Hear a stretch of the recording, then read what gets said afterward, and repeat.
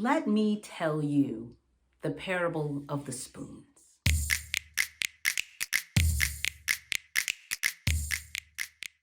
There once was a mystic who was fascinated by the idea of heaven and hell. One day, in a deep meditation, the mystic came face to face with the creator of the universe. And of course, their first question was, what is the nature of the relationship between heaven, hell, and earth? And the creator of the universe clapped its cosmic hands. And immediately the two were in a room. In the center of this room, there was a round table. And in the center of that table, there was a roaring fire. Over the fire, there was a huge cauldron of a seething stew with a smell so enchanting that the mystic was drawn closer to the table, but not too close, because all around the table, there were sickly, unhealthy, groaning people, each of them with a long spoon, long enough to reach the cauldron in the center of the table, but not long enough to feed themselves. And they all struggled and they tried hard, but they never quite managed. The mystic didn't need to ponder long to understand that this was hell. Instantly, the creator of the universe clapped those cosmic hands again, and they were in a different room, except it was the same room.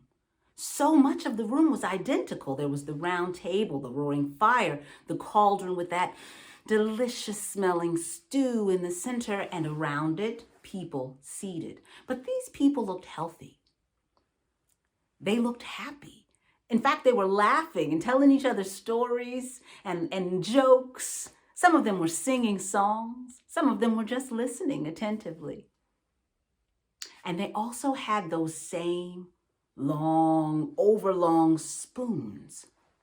But as they dipped out of the stew, they didn't trouble themselves trying to make that long spoon reach back to their mouths. They simply reached across the table and fed someone else. And when they were hungry, they had the humility and the clarity of mind to open their mouths and let themselves be fed. The mystic didn't have to ponder long to recognize that this was heaven. And the beauty of this story is that it isn't just about heaven and hell as an afterlife idea, but it shows us how we can choose to experience heaven or hell here on earth. And as a matter of fact, this story inspired this song.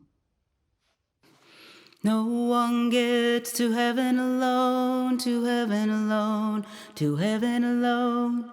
No one gets to heaven alone. We get there side by side, side by side, side by side, side by side. We get there side by side. No one heals the world on their own, the world on their own, the world on their own. No one heals the world on their own. We're healing side by side, side by side, side by side, side by side. We're healing side by side. No one does the work on their own, the work on their own, the work on their own. No one does the work on their own. We're working side by side, side by side, side by side, side by side. We're working side by side, side by side. Side by side, side by side. We're healing side by side, side by side, side by side, side by side. We get there side by side.